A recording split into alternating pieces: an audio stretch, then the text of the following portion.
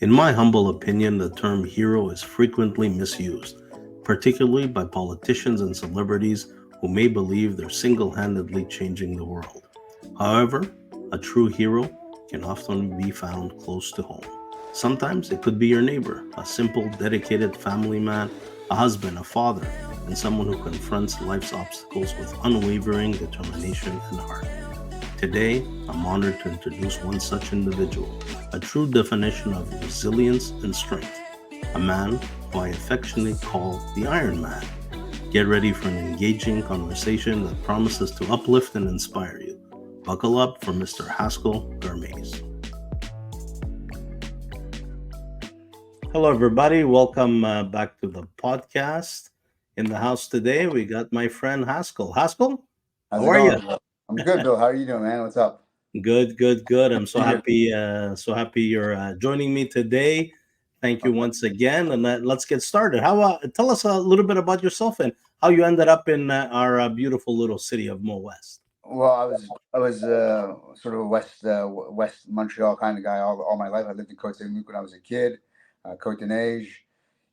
Jews. We don't live 5 minutes further than we grew up. Further than we grew up. We like to stay in our community for one reason or another. Greeks are the same, my friend. Greeks, Greeks are the same. Italians, yeah. We're onto its own little ghetto.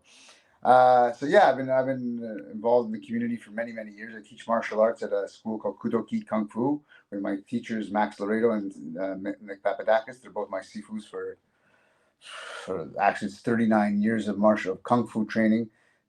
Just passed in April, or just the beginning of April. I've been doing it for 39 years. It's a great ride. I mean, everything I do is really is located really in the west end of Montreal, as most English people are. But really, I'm very. It's condensed into Montreal West, Hampstead, Westmount, NDG. That's where I work out of where my client base is as well, because I'm a personal trainer for the last 15 years. Okay, and where's the school? You said the Haskell. So the Kung Fu school is in the West End gym, down by. I think it's I just go there all the time, so I don't even know the street. I don't even know the streets where the old Nautilus Club used to be. Okay. I think that's Cavendish and Kildare, or Cavendish and next street over. I don't even remember. It's been so long going there. It's called Kudoki Kung Fu Kujitsu, and it's very traditional Chinese martial arts. Yet we do a lot of what was now called MMA, which we call the ABCs of self-defense. Everything that you're seeing now in MMA is things that we've done over the last 40 years, almost 50 years, since 1983 when the school was created by my Sifu Max Laredo. We've been doing MMA style combat since the beginning, since before MMA was what it was today, and even before what it was in 93 or 94 when it got started. And how many students do you have, Haskell?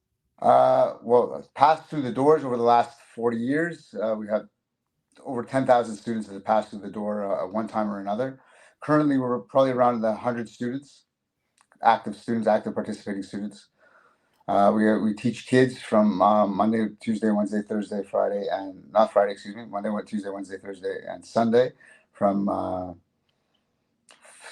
5:15 to 6:30, and the adults class takes place after that. Nice. And let me ask you, you've been doing it for how many years now? You said you were doing it as a kid, or? I started when I was 15 years old. I was getting into a lot of trouble after school. I was with bad influences. Not Ergy, he's great. But yeah, I was just I was 15 years old, and I really wanted to do something different than just hang out at the mall and get into trouble and do all that stuff. So one of my friends, this guy Raphael Lalouz, introduced me to Kudoki Kung Fu. And that was it. The day I went in there, I said, I need to be here as much as possible because I'm getting into too much trouble as a kid. And I knew it. I was very self-aware at 15. I said, I got to do something after school or I'm going to end up in jail. I didn't want to be one of those guys. Fantastic. What a passion. That's yeah. It's been 39 years. The same two teachers, the same traditional katas, forms or movements, day in, day out, injuries and ups and downs and the whole 9 yards For example, one of the things that I've had to overcome is I have Parkinson's. I was diagnosed about 3 years with Parkinson's disease, and I tell you, if it wasn't for martial arts, it would be a whole different ball game for me. You're a real Superman, my friend. Oh, I don't know about that. I'm kind of an idiot, to be honest. Well, I'm look, I read about you and I saw the news about you, and I mean four medals in Ottawa I have here, two medals yeah, in Orlando in the World Championships, and two medals in provincial. There's nothing to sneeze at. That's no, not, pretty impressive. I did okay this year, not bad, not bad. And I did it all not only just with Parkinson's. I had a torn rotator cuff on my left side.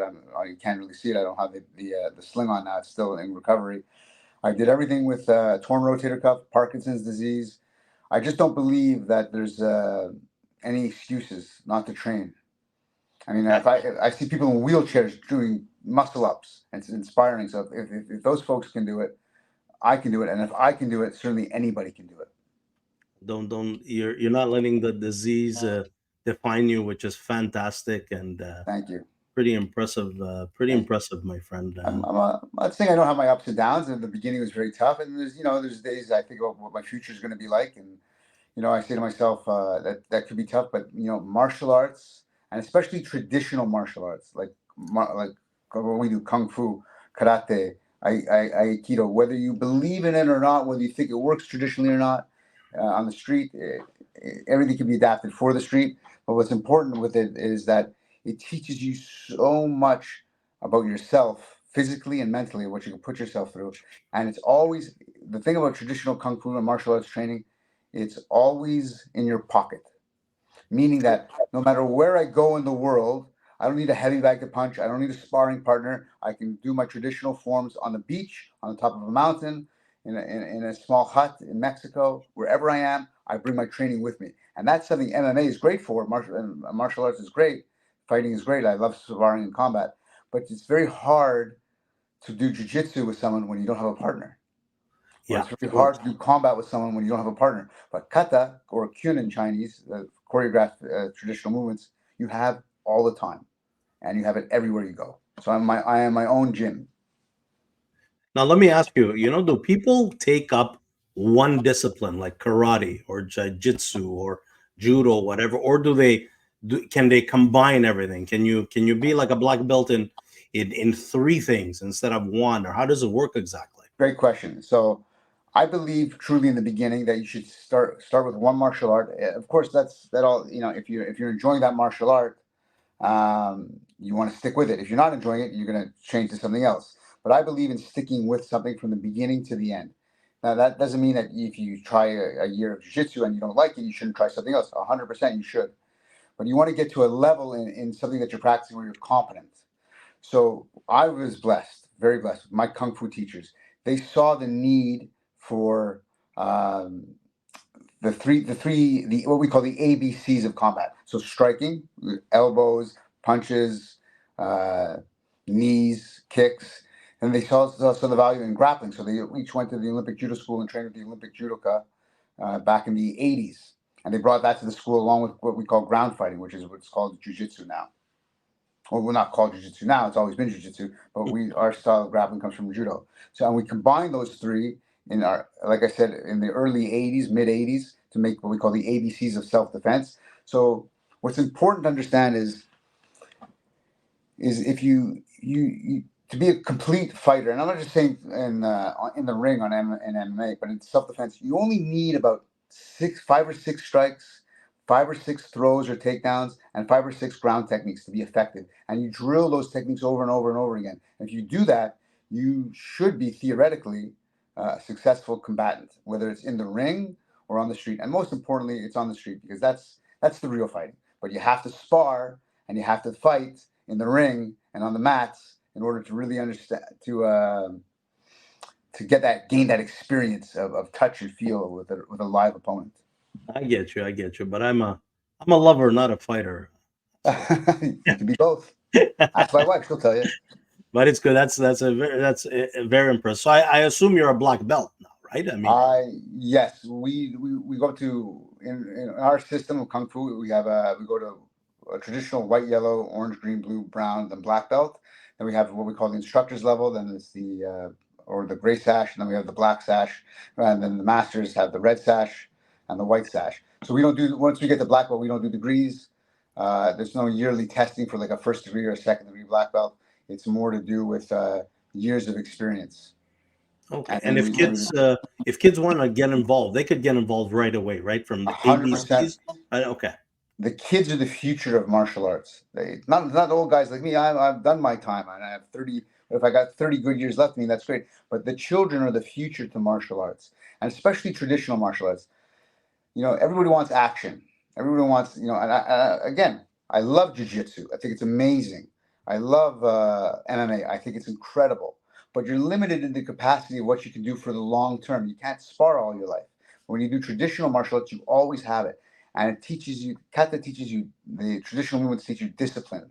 And they teach you coordination and endurance and all these other things that are extraordinarily important to develop the the human being, not just physically but mentally as well. It's extraordinarily important that if you're strong physically and you're strong mentally, you'll be strong hopefully spiritually, whatever spirituality means to you. I'm not saying religion one way or another. I'm just talking about the universe, being in touch with the universe, which involves being in touch with yourself. It's definitely great discipline for the kids, and yeah, Fantastic. I mean, I hope they see this. I hope we inspire one or two or five or 10 They to can come all, for and sure. They can start. always reach out to me. It's not a problem. They can always reach out to me. I'll give you my information afterwards. And if they see the podcast, you can tag it onto the podcast. Beautiful. And uh, the children of the future of martial arts. And unfortunately, traditional martial arts has gone on the wayside because of the popularity of MMA, which is great. I mean, it's great. MMA is great. But at the same time, there's value to traditional martial. It teaches that discipline, that self discipline, that nothing, in my opinion, very little that I've come across on earth teaches you, especially the way Beautiful. we do it at our school. So let's get back to our little town. What do you like about our beautiful little town, Mo West? Montreal West is the great. I've lived in Montreal West for the last 7 to 8 years. Not currently. I lived in Montreal West. I literally live across the street from where my parents used to live. I live at 94 Roxton, and my parents lived across the street at 92 Roxton Crescent. So I was there also for many years. The nice thing about Montreal West is it's a community. I'm very good friends with Carl Tasse and Nick Tasse, who own Miniku. So you walk in there and it's say, "Hey Haskel, how's it going?" They know you by your name. You walk into Farmer Pre, we know Jasmine, who is the manager there. It's, "Hey Haskel, how's it going?" It's just a really nice community that looks out for one another. What would you like to see in Montreal West? I always ask that question. Some people say restaurants. Some people say, more stores. What would you like to see? What do you think would be a good addition? Well, I love the fact what they're doing now with the new rec center. I think that's amazing what they're going to do. I mean, I'm not sure of all the plans. I think they're building an outdoor swimming pool. I would have loved to see them build an indoor swimming pool and make it a real destination for all Montreal Westers all year round. Um, you know, what I'd like to see, what I'd really like to see is the roads be getting a little better. The roads in Brock North are terrible, and I'd like to see that improve. Especially I'm a renter in Montreal West. You homeowners who are paying taxes through the nose should be getting the services that you get, and that should be going through their infrastructure. Like Yeah. what they did with the train station is great, but the roads need to be fixed badly. Unfortunately, the town. This is I can't really blame anybody in the town because No, they have to beg for money yeah, from the yeah, government, and it's really hard. I mean, these roads are bloody expensive. One block I think used to be $1 million. It might be a little more now. So I mean, think about it. Our taxes just aren't enough to do I this. We have know. to beg on the government to give us a little bit of money to do it. So it is difficult, but they are doing their best, to try to get as much money as. 100%. Again, I'm not placing blame on anybody anywhere of that because again, I don't know the politics of getting things done. What you said is probably very accurate. It's very expensive to fix these roads. Um, but I'd like to see that. I love the green spaces that we have. I'd like to see every park have a like a sort of a gym set in it. That would be my dream to have every park has some pull-up bars and something that promotes physical activity for the community, not just for the young, not just for the kids, but for the elderly community as well. Yeah, yeah, of course, of course. No, it's getting there. It's a like I said, it's a beautiful place. We've been here for about 15 years, and Right. my kids love it. My wife loves it, and we're having a good time here. So it's good. So It's a great. It's you know you wa- it's its own little village almost. Like it's like when I finish work at my client's house, and the client's houses are from here to Westmount. okay, Once I've done finished my training with them, uh, I take the back roads home because it okay, relaxes me, and I take the back roads to their houses. It just relaxes me. It's like driving up north. yeah, yeah. Tell us a little bit about your family, Haskell. So I have my wife's name is Lisa. She's a beautiful. She's a special needs teacher at Summit School. She's incredible. She's a wonderful woman, amazing. I can't say enough good things about her. She puts up with me, which is a huge issue altogether. And I have a beautiful daughter whose name is Emma, and she's fantastic girl. She's first year at high school, and she's on the honor roll. And I couldn't be prouder of her. She's beautiful physically and mentally. Just this wonderful, incredible young woman that is growing up to be blows me away every time she opens her mouth. She's just so intelligent and bright and beautiful and strong and independent, and she has my personality with my wife's brains, which is a good combination because Beautiful, my beautiful, wife's a beautiful. teacher and she my wife does all the heavy lifting in the home. She's incredible. I'm very happy for you, Haskell. Let me ask you. Just when is the next big championship? Well, are you competing anywhere? That's a great question. I'm not competing this year because of the shoulder injury. It was a Yeah, got you. pretty bad tear to the rotator cuff. Uh, I am toying with the idea of doing it again next year. It all depends where the world championships fall. If Yeah, this year they're in Portugal, so I wouldn't have gone anyway because I can't spend that much time in the fall away from my family because it's a big commitment. It's a huge commitment. There's the provincials and there's the nationals, and then if you win in the nationals, you go fly again to Portugal this year. And that means being away from my family for 10, 12 days in the fall. That's just too long. I did yeah, it this year in Orlando, but there's a very strong possibility that I will do it because I think I can do much better than bronze and silver in the worlds with my shoulder repaired fully. beautiful. You're our Montreal West action hero. Thanks. And I thank you very much. It's short and sweet, but it's a great interview. It was a pleasure to hear about you and to meet you, and you're an inspiration, my friend. Thank you so much. It's an honor to be on your show. I really appreciate you reaching out to me. And and again, if you need my information, pass my information on to the kids and citizens of Montreal West. I'd be happy to get them involved in martial arts. Yeah, It's you could. saved my life on many levels. Beautiful. Just give me the phone number, and I'll put it at the end of this podcast. And if people will reach out to you, I have your email address, unless you have one for the No, school. I'll put that perfect. too, Exactly it. and it would be very nice. So again, thank you very much. It was a pleasure, Thank and you. we'll see you in Montreal West. You betcha. Take it easy, buddy. Take care. Bye bye.